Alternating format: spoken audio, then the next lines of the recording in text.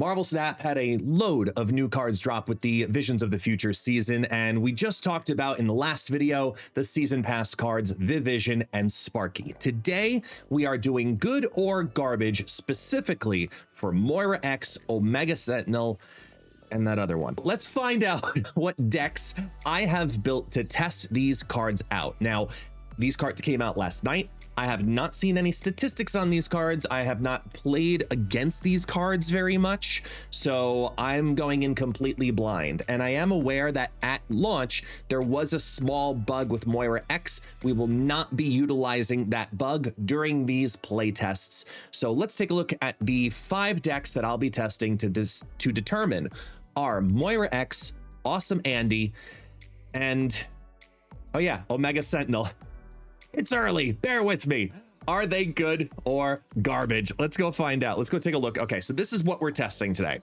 The way I have it built is I have 2 decks for Moira X, 2 decks for Omega Sentinel, and 1 deck for Awesome Andy. So Moira X, I'm starting off with something that I was conceptualizing as kind of a hybrid style deck. A little bit of Destroy, a little bit of Victoria Hand, a little bit of Devil Dino Moon Girl. I know, seems really weird, but hear me out. So Moira X, for those who do not know, is a 1/2. When this is destroyed, get a copy of your opening hand. So very similarly, you're going to receive, if you have a full hand and you copy your hand like Moon Girl, you receive 4 cards in it. However, with Moira X, you at least know what those cards are going to be because they were the first cards you started your game with. As long as you remember them, you know what you're going to be getting back. So the idea of this deck is to make it a Victoria Hand deck that has a secondary play line with giant devil dinosaurs. But also, as I was thinking, devil dinos are typically not meta relevant. Do I think this deck is going to be strong all by itself? I'm not sure, but what I do know is that to be able to do that, I have to destroy cards, and to be able to do that, I'm going to get big cards out of it, whether it's making a giant Venom or just buying enough time to get these extra cards out. The idea of this is to take Scar and Death and get them out on the board for cheaper progressively. Ideally, Death would probably drop down first because you've got all these destroy mechanics, destroying a bunch of 1-drops, even your own 1-drops that you created from Hawkeye Kate Bishop. Get the Death down, and Scar progressively gets cheaper and cheaper and cheaper by the end of the game. Is this a little dangerous because it's a Magic deck? Probably. Do I think it needs to be though? Unfortunately, yes. This is the only way that I saw this hybrid build, and trying something new within Marvel Snap that typically you wouldn't go, ah, that's an idea. But that's what we do here. We create new archetypes every now and then. This is a little bit more, okay, makes more sense, if you will. This is a semi-classic Dormammu deck. I specifically went down the route of Sabretooth, Bucky Barnes, and Kid Omega. The reason I went for this style of deck is the way I'm hoping all of this works is with the amount of 2-drops and 1-drops, you have a much higher concentrated chance to get cards back into your hand via the Moira X synergy that are able to be played down on the board later on in the game after you get the Moira X to go down onto the board. So whether it be Carnage and Venom doing the primary destructions, or you've got the Dormammu pieces doing the primary destructions, they're all cheaper destructions. Kid Omega is probably the only exception in here. Sure, you could probably substitute it out for your Deathlock if you want to run that route. But the idea is, can it work in a standard, keyword, standard Death deck, a Dormammu deck that wants extra pieces and bodies and on the board? I have no idea, but that's what this whole video is for. We'll talk briefly about Awesome Andy because it's a card. Activate. 2/1, give your other cards at each other location +2 power. If you can't tell, I'm not very high on this card, and I'm pretty sure most people aren't. The reason is, well, I mean, it's a total of 2/5, and it's a delayed activate. I'm not sure if that's what cuts it to make Awesome Andy awesome. But the only way I saw this card being relatively good was a Moira deck. The idea of you have isolated targets, they specifically get the +2 power, and they do the thing that you want them to do. So if we're going to do it, not you, Ben, if we're going to do it, we're gonna need to do it all in. Pause. This is running the Wong, Moira, Doom, Odin line, so you have several different targets and options of making this deck work. Whether it's the Agony line with Lasher and Cosmo in one lane, whether it's Symbiote Spider-Man into Moira as a backup way to do it if you don't get the Wong down on turn 4. There's a couple of ways we can build it, and Kang is literally in here for knowledge and the hope that it's a turn 5 draw. Because remember, when you do draw Kang on turn 5 specifically, and then you play him down, his effect happens, and then he comes back in the next version of turn 5, you've now actually thinned the deck. I don't know if that's actually necessary in this deck, but I thought it would be fun to throw it in, because if we're going to make an awesome Andy deck awesome, it needs Kang. Yeah, let's talk about Omega Sentinel. This card, who I'm so glad they went with the character name of Omega Sentinel and not her real name of Karima Shapandar. Karima Shapandar. Try saying that 3 times fast.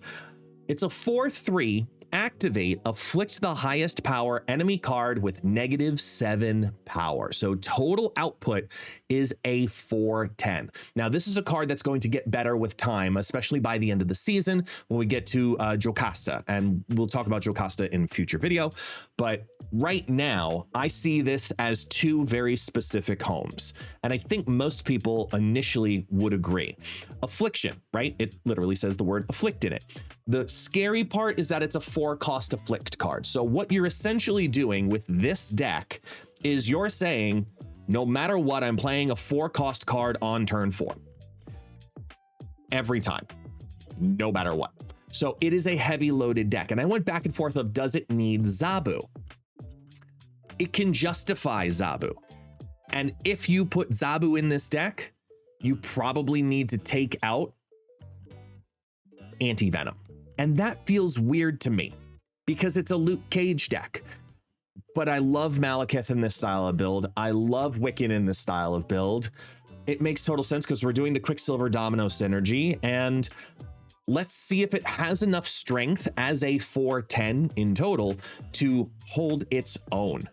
I'm not sure if that's worth it, but I think that it statistically is going to work out to be a very good card, especially when you have targeting on board where you can play it on 4, decide to activate it on 5, or wait to activate it on 6, depending on priority and who's got what on the board too. Then you can have extra targeting with Diamondback because you know that you're hitting that specific card, and now make it even further with -2. There's a couple of different play lines we can do with this, but I'm very curious to see how Karima ends up doing in this shell. Lastly is one that you originally read and go, what are you doing? Why are you... Is this what happens when you start drinking coffee again? Yes, this is what happens. This is my C3 tech deck, and I think a lot of people are going to experiment with this style of deck, but I highly doubt people are going to experiment with Gorgon and Cobra. I know, I promise you, I did not drink before recording this. Let me explain the legitimate reasons why those are in here. First off, with Gorgon. Gorgon is trying to help combat the load of Victoria hand decks that currently exist in Marvel Snap, and you're seeing a bunch of Hood play, so therefore you've got all these demons, might as well make them a 2/6. The beginning of the season, we see a lot of manipulation. We're testing a Moira deck, right? You have all of these duplicated cards. I think that Gorgon does have a home in today's current meta. It might only be for a week or so, but I do think that Gorgon has a home here. Next up is Cobra, and Cobra, I know not a lot of people have, believe me, you can substitute out Cobra. A lot of people didn't go after Cobra, but if you do have it, the created card is everywhere in Marvel Snap when you think about it, because Cobra's going to be doing one of two things. It's either a later play, you're playing this on turn 5 knowing that you're going to target destroy, or it's actually becoming a control card because your opponent who's playing, let's say, that Hood synergy, well, they don't want to put the demon there because you know that Cobra is going to destroy the demon or any other card. Broodlings, Sinister Clones, whether it's created on the board or created in hand, it doesn't matter. It's created. So I'm going to try Cobra in C3. Is it going to work? I'm not sure, but I am really willing and excited to try to see if we can make this work, because there's probably more optimal builds of this. But if I can get a couple of plays to justify Cobra, y'all, surprise Cobra tech with Ghost Spider. I'm telling you, it's the future. It's the absolute future. So this is that moment where we switch back to the screen and we say we're going to fast forward in time, because now if you take a look, I have tested all of these decks just like this, and just like that, time has flown by. It is now about 5 hours later, roughly. I mean, for me it's 5:30, but like from when we started this, it's been about 5 hours, and very quickly I was able to make some determinations about these cards. So let's just go right into the decks and find out, are Moira X, Awesome Andy, and Omega Sentinel good or garbage? Let's take a look. First deck I tested, obviously, had to be Death Moon. We broke even on it, but I really feel like there's something here. I just don't think it was optimized. I think the thing that held this deck back was actually Devil Dinosaur. When Moira gets the duplication to happen in the hand, I feel like Moon Girl, not you, I feel like it wasn't necessary to have Moon Girl almost at all, because you've got extra cards showing up via Hawkeye Kate Bishop, you've got extra cards showing up very easily with Moira, and Killmonger and Venom and Carnage is more than enough to have in the deck to make things happen. Plus there's a little defense built into it. The Death Scar type scenario actually was doing what I hoped it would do, but I want to rebuild this deck. I took notes here. The rebuild on it absolutely is going to have She-Hulk. I think She-Hulk Sunspot in this would be really good. And I'm also considering Mad Thinker and or Kahori, because I found myself regularly having too many cards, which brings value to that Mad Thinker, which got a small buff recently, and Kahori means there's a lot of power dropping down onto the board as well. So I think there's something here. I need a little more time to test it, but the idea of Moira beefing up big cards to then get out Scar, Death, and potentially a She-Hulk by skipping a turn, I think there's something here. Then we moved on and test out Awesome Andy, and we test out the first of the Omega Sentinel decks. And I'm just going to cut to the chase. Awesome Andy is not awesome. I mean, Awesome Andy was absolutely useless. There was one game he won. He literally won one game by 1 point one time. And every other time I had him, he's such a brick draw. And as a 2/1, this is the exact same thing that happened to Toxie Doxie.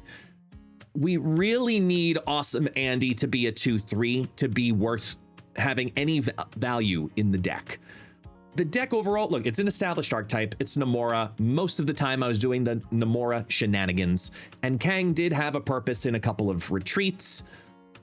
But honestly, Awesome Andy desperately needs help. I would not recommend this card being a necessary piece of a Namora deck, which is where I thought his best home would have been.